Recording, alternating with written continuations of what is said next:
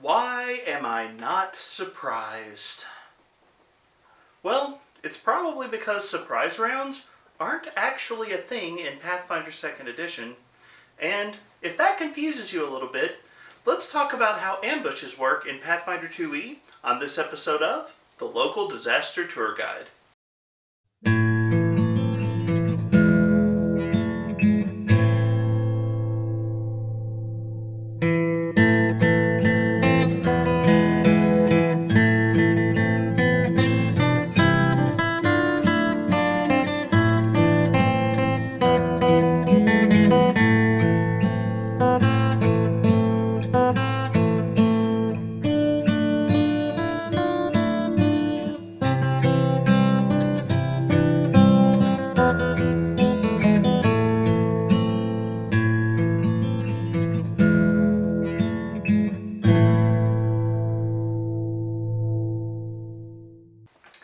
Hello travelers and tourists, my name is Mark and I am the local disaster tour guide.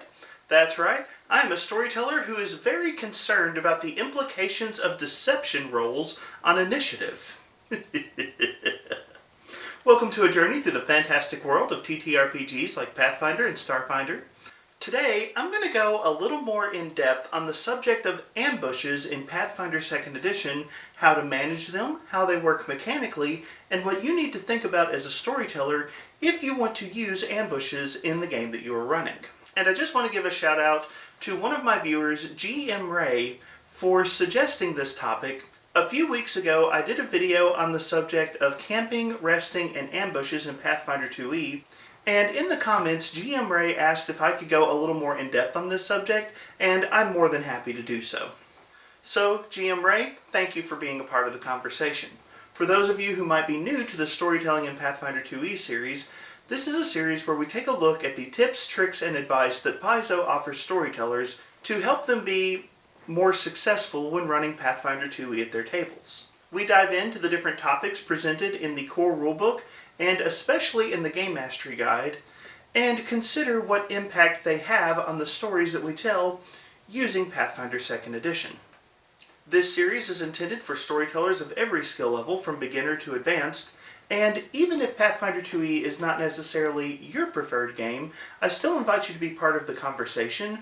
One of the things that I've learned over the years of storytelling is that studying a number of games often gives you great ideas that you can bring back to your preferred game, so I hope that regardless of your experience or preferred game, that these conversations are helpful to you. Now before we dive in too deep, let me go ahead and do the YouTube stuff, if you will. I think that this video is a great example of why involvement from my community is so important to the success of this channel. The question that GM Ray put forward, inspiring this video, that interaction is part of the reason that this video exists. When you hear YouTube content creators say, like the video, share the video, subscribe to the channel, leave comments and thoughts and suggestions, yes, those things feed the algorithm and those things are a big part of what it takes for a channel to be successful. But also, just know that as a content creator, I love the interaction I get with you all. I have a fantastic community here, and hearing your questions, hearing your thoughts, getting to interact with you, getting inspiration from you really helps feed this channel and really helps keep me enthusiastic about the work that I'm doing here. So, do all of that YouTube stuff because it really and truly does help the channel. And while you're at it, you can also check out my free Discord group and my Patreon page, which are both linked in the video description below. Also, in one last official element of being a YouTube content creator, it's time to say thank you to this video's sponsor. So I want to give a huge shout out today to the sponsor of this video, ArcKnight. ArcKnight is a Texas-based company that makes TTRPG accessories out of beautiful and durable die-cut plastic. They offer products like spell templates, maps, object sheets, and the product that we're advertising today, RPG mini mounts. These are kind of small. Maybe we should go to the map and show you how these work. Okay, so what I want to do first is I want to do a slow pan and show you some of the different cuts that come from the mini mounts at ArcKnight. As you can see, there is a wide variety of options. You've got spiders and horses and unicorns. You've got sea creatures like sea turtles and bears and rhinos. And if I'm being entirely honest, I got the Kickstarter, which includes some Kickstarter exclusive mini mounts. I honestly don't remember which ones are which, but you can see that this collection comes with an incredible variety of creatures that your players can ride into battle. As you can see here, using the mini mounts on your maps is very easy to do. Pawns and figurines will sit very easily on top of your minis, allowing you to quickly demonstrate when your character is mounted or dismounted. And as I've already noted, this collection comes with a variety of different mini mounts that you can use. So as you can see, Ravin, our warrior, is riding on the back of a black dragon. Ampara has a unicorn. Hoshi the witch picked up a displacer beast somewhere. And even the halfling chef has a giant frog that they are riding into battle. One more thing that I would like to note about the mini mounts is that they come compatible with spaces where you can insert the flat plastic minis from ArcKnight into the mount so they work seamlessly with other ArcKnight products. Now, my wife and I do hope to invest in the flat plastic minis eventually, but right now we're using the Pathfinder pawns that Paizo produces, and as you can see, they also work perfectly well with ArcKnight's mount minis. So that's just a quick view of how you can use these products at your gaming table. And I just want to say I have a great deal of respect for ArcKnight, and my wife and I are super excited to be working with them as sponsors for this channel. The die-cut plastic that they use is incredibly durable and beautiful, making for products that are going to last, and you get a lot of product for a very low price. One of my favorite things about ArcKnight products is just how easy it is to store everything that ArcKnight makes. For example, I actually backed the Mini Mounts Kickstarter, and even though I got dozens of mini mounts to use in my campaign, they all fit neatly in this single box.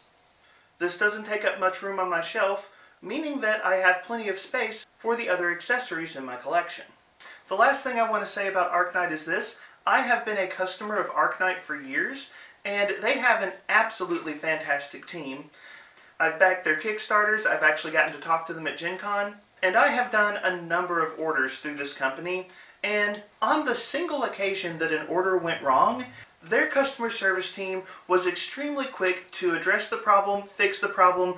I am blown away by the professionalism and courtesy of this company, and they are wonderful to work with.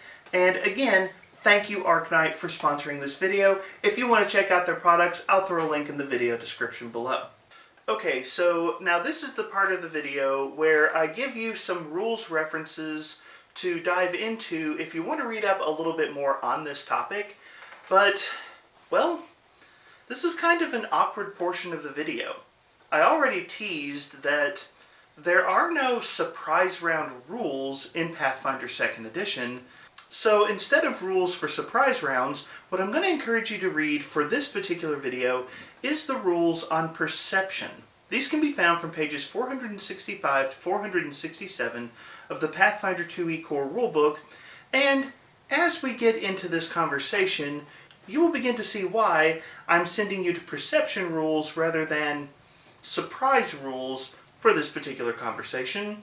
And I guess I can give you one more bonus resource. The channel How It's Played has talked about this particular topic as well, and their video is really, really good. They actually have several practical examples that they've modeled out with computer graphics that you can use to see very specific interactions inside of Pathfinder 2e. I'm going to try to hunt down that video, and if I find it, I'll throw a link up here and in the video description. It's very high quality work, and I strongly suggest it. I'm going to be looking at this conversation from a very big picture perspective, but I do encourage you to check their video out as well, because they can really help you understand some of the nuanced interactions that are part of this conversation. Alright, I think that's everything. Let's get started. So today's topic is a very simple but often quite nuanced conversation of How do you handle surprise attacks? And I haven't done a very good job of burying the lead in this video.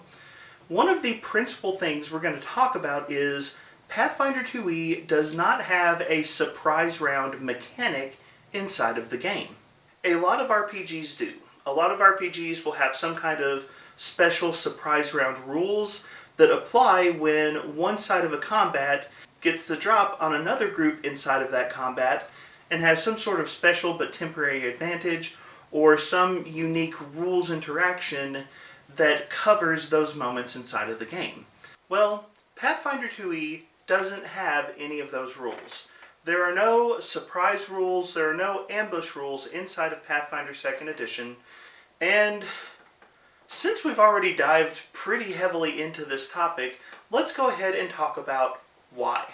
So the reality is, surprise rules or ambush rules are not as critical as you might think.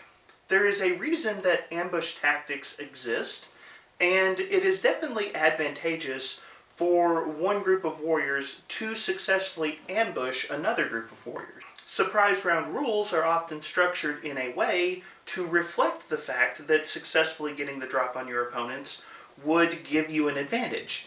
That's why game companies typically use them, but the reality is many of the advantages that would be associated with a successful ambush can be and often are very easily reflected in rules that already exist inside of a game.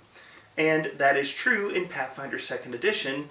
The big picture of this entire conversation is Pathfinder 2e doesn't use surprise rules or ambush rules because there are already other rules inside of the game that can and do effectively convey the benefits of getting the drop on your opponent. We'll go into the mechanics of that a little bit further in this video. I want to describe two different classic examples of an ambush that might occur and talk about why the rules for those ambushes might be very different from one another. One ambush that I'd like to discuss is the classic Robin Hood and his merry men sniping enemy knights while hiding behind trees in a forest. And another example of an ambush would be some of the military tactics that Shaka Zulu would often employ when he went to war. So, when Shaka Zulu went to war, he was notorious for not committing all of his troops to a battlefield, but rather he would have different sections of his military that were often hiding out of line of sight of the battlefield. And Shaka was very deliberate about doing this. He wasn't just reserving his units in case he needed more people in a particular part of the fight, but part of his mindset was he wouldn't allow his reserve units to see the battlefield, so they couldn't know if the battle was going well or going poorly, and they couldn't be frightened away from the battlefield. By keeping them out of line of sight, he effectively prevented them from losing morale and fleeing the battlefield, and they were just ready to go whenever they were called upon. So you could imagine an ambush scenario very much similar to what Shaka Zulu employed, where you have a particular unit of individuals marching down a road, and then all of a sudden you have this army of warriors that crest over top of a hill and charge down on their enemy. It was historically very effective and very brutal. However, another example of an ambush is the one we would associate with characters like Robin Hood. The freedom fighters, or bandits, however you might look at them, that are hiding behind cover, that are concealing themselves from their foe, and maybe using sniper attacks to shoot their enemy, while the enemy has no effective means of retaliating against the attack. Both of these situations are examples of an ambush. And both of these are reflective of real-world tactics that have been used throughout history that were very effective. But I want you to notice something interesting about the Shaka Zulu and Robin Hood example that I just gave you. If you were trying to reflect these two different ambushes inside of an RPG, you would expect the mechanics to be different. Seriously, think about it. Shaka Zulu's men classically would come running from around a hillside or over a hill. They would essentially emerge from behind some geographical feature that had broken line of sight, but once they came around or over whatever that terrain was, they were fully in view.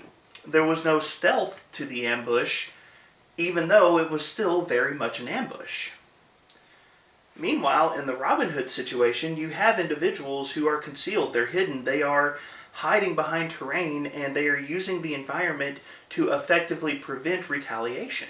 The point I'm making here is, even though both of these incidents would be classified as an ambush or a surprise attack in terms of real-world conversation, the reality is, as a game master, you would expect these two situations to be portrayed differently in the mechanics of whatever game you're running. And that's kind of the reason that Paizo doesn't actually have surprise round rules. Because not every surprise attack necessarily would need unique rules to display the mechanical implications of that attack. I imagine that many experienced 2e game masters probably already heard some of the Pathfinder terminology I've been throwing out. In the Robin Hood example, I talked about how the people were concealed or hidden or using cover whenever they ambushed their targets. In the Shaka Zulu example, concealment, the hidden condition, cover, those are not applicable to how Shaka Zulu fought his battles, so those rules wouldn't be necessary. But in the Robin Hood example, those rules effectively cover that style of ambush. You don't need any additional rules to portray what Robin Hood would have done, or maybe more bandit-style groups would have employed in trying to ambush a particular target. Effectively, in Pathfinder 2e, as soon as hostilities break out, everyone rolls initiative, and everyone is immediately in the fight.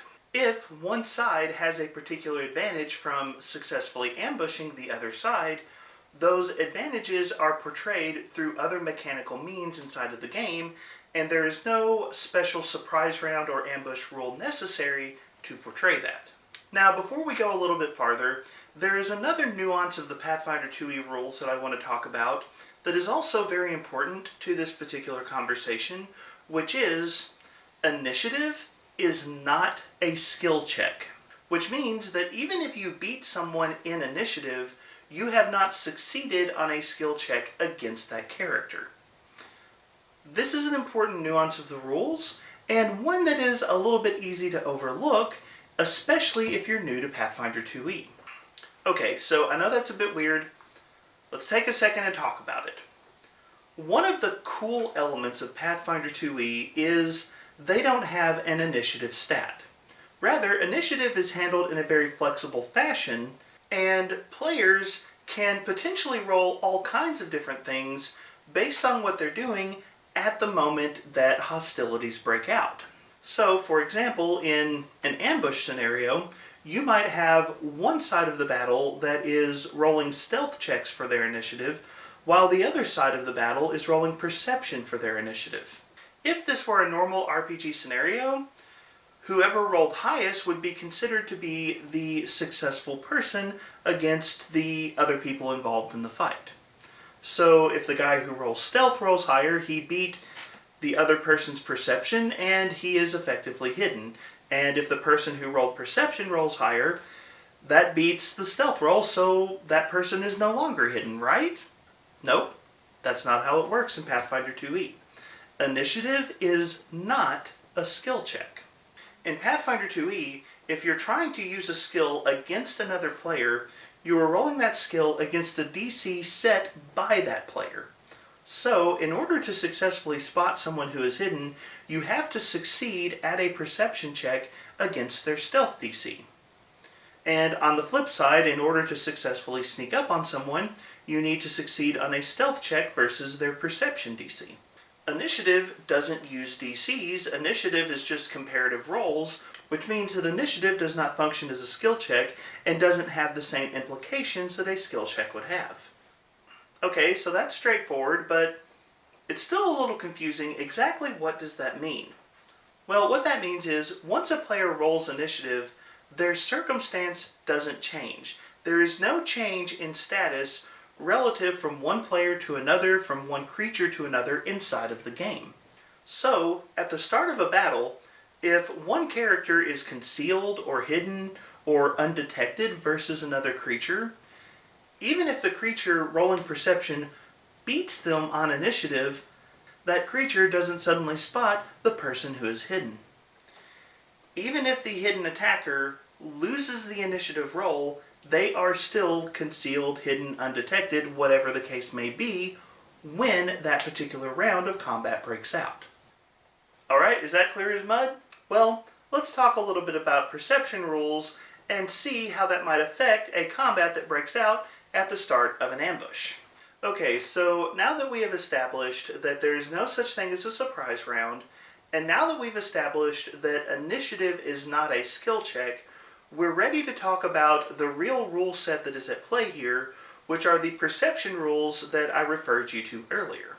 When combat breaks out, you want to stop and consider who is aware of the combat and what condition they are in when that combat erupts.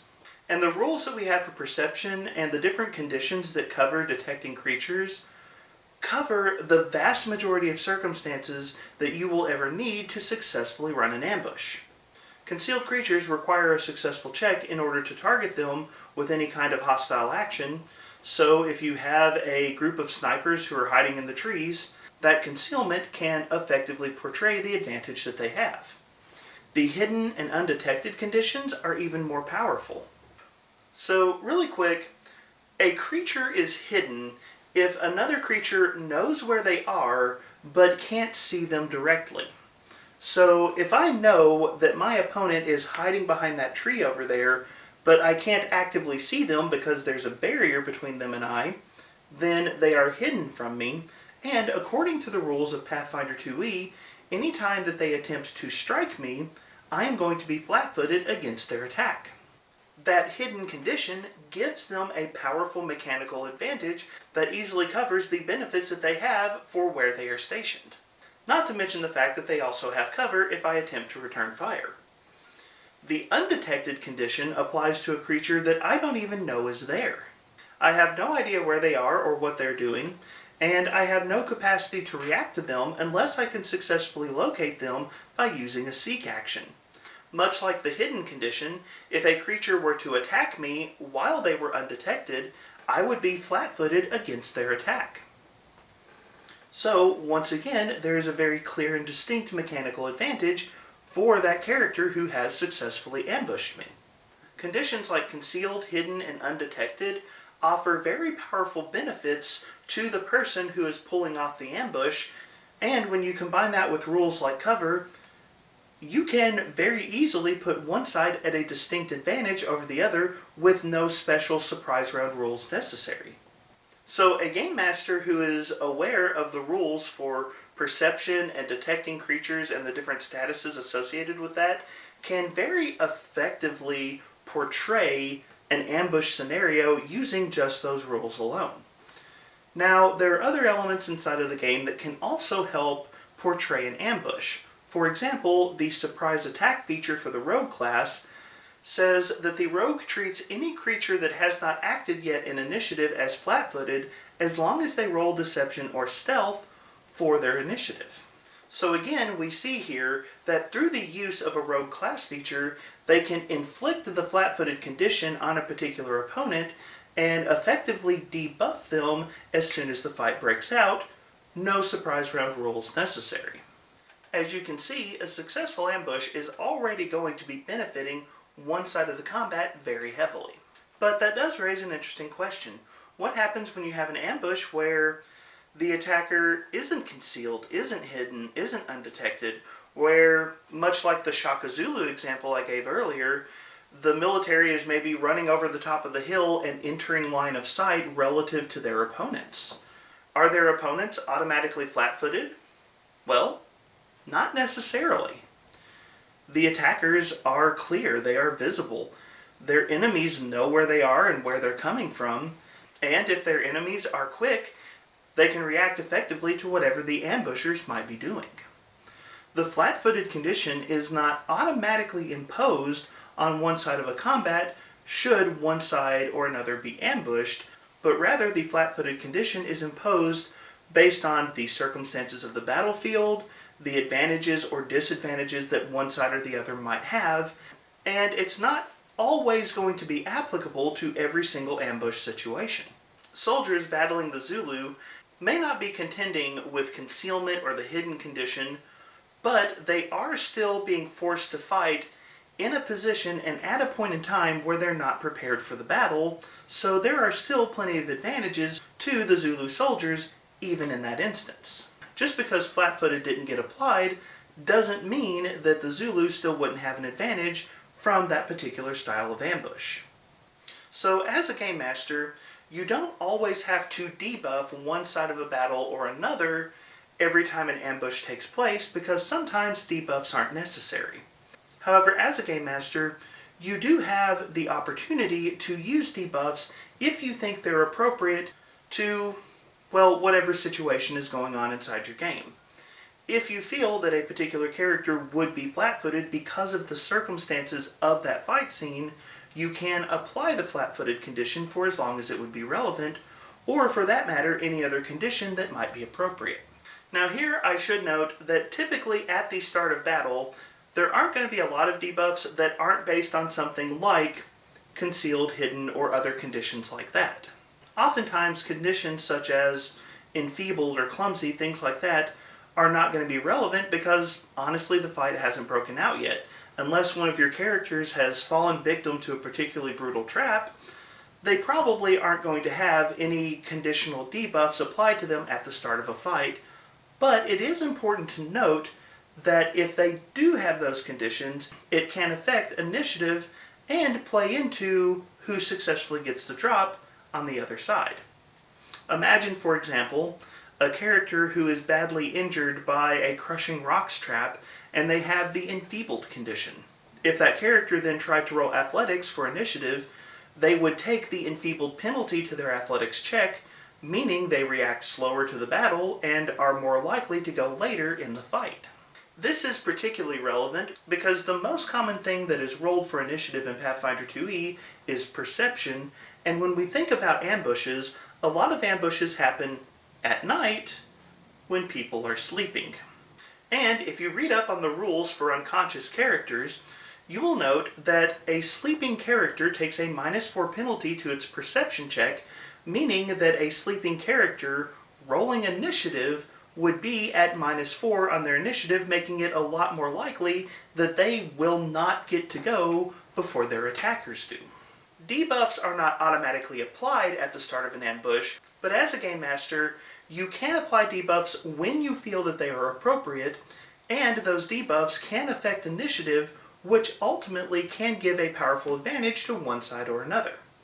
So that brings us to the last consideration when we talk about ambushes in 2e, which is, what about the weird moments where the ambusher loses initiative and the person that's being ambushed wins initiative? What happens when the defender goes first? Now, this is an area that is very heavily up to GM interpretation, and I will be honest, as a game master, I have run these situations in very different ways at my own table. I remember one incident where one of my players successfully crawled through a window and found themselves in a barracks with a couple of sleeping enemy guards. In that particular instance, the player rolled initiative, and one of the guards beat them on initiative despite the penalty to their perception roll. Technically, that guard was up first. Now, in that instance, my player had successfully beaten their perception DC when they rolled stealth to enter the room, and it specifically notes that a sleeping character is blinded, so they critically fail all perception rolls related to seeing a creature. So in that instance, I just said that for that guard's turn, they just continued sleeping. They didn't have any particular reason to wake up. However, in other instances, usually for dramatic effect, I have allowed either a player character or an NPC to wake up dramatically and know that something's wrong. In fact, that's pretty much my go-to 90% of the time. If a defender wins the initiative roll against an ambusher, usually what I will do is I will allow that character to respond to something's wrong. I give them the heroic sense that something is not right in their environment, and then they have 3 actions to try to respond to this very vague sense. Do they run for cover? Do they grab their weapons? Do they take seek actions to try to find out what's going on? Do they start screaming randomly for help even though they don't know where the threat is coming from?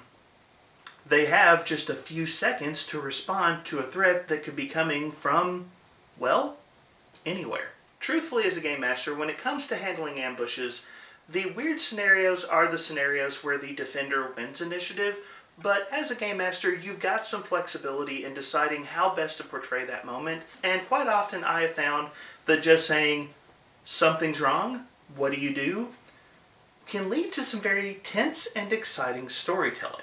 Really and truthfully, the rules for a defender winning initiative in an ambush situation are, in my opinion, pretty good. If it helps with your sense of immersion to the story, I like to picture it as my players are portraying heroes, and their finely tuned senses and their experience give them an edge and allow them to respond to what might otherwise be just a completely one-sided scenario. Still, I could imagine that many people listening to this video might feel that the lack of a surprise round or ambush rules seems a little too generous or a little too kind to the defenders, and here is where, as a storyteller, you really need to pause and consider what the impact of these rules would be. Remember this, if a character is not ready for a fight, if they are truly being ambushed in a given scenario, even if they win initiative, they are still going to be at a massive disadvantage. If that player was not using an exploration activity such as the defend activity, then they probably don't have their weapon and or shield at the ready when that fight breaks out. Even if they recognize, oh, there are enemies coming, I'm about to be attacked, even in the best case scenario for a defender in such a situation, they are almost certainly going to use up all 3 of their actions, getting weapons ready, maybe getting shields ready, maybe moving to cover, and almost certainly burning at least 1 action on a perception roll trying to figure out where is the threat coming from. If it helps, you can think of the Pathfinder 2e rules this way. It creates a situation where an unprepared character essentially wastes their first round of combat burning up actions in order to get ready for the fight. There are very few scenarios where a legitimately surprised defender in Pathfinder 2e is going to successfully get an attack on their ambusher before that ambusher gets to launch their own offense, even if the defender happened to win initiative. And by the way, this is in regards to a scenario where the defender is awake and has ready access to their combat gear. Imagine a character who is being ambushed while they're asleep. Even if they win initiative, and even if you're kind enough to let them shoot up in bed aware that something is coming, the reality is they're prone, they don't know where their foes are without a perception check, they're not wearing armor, and a lower AC is not a good thing in Pathfinder 2e, and there's a very real possibility that they are several move actions away from picking up their weapon.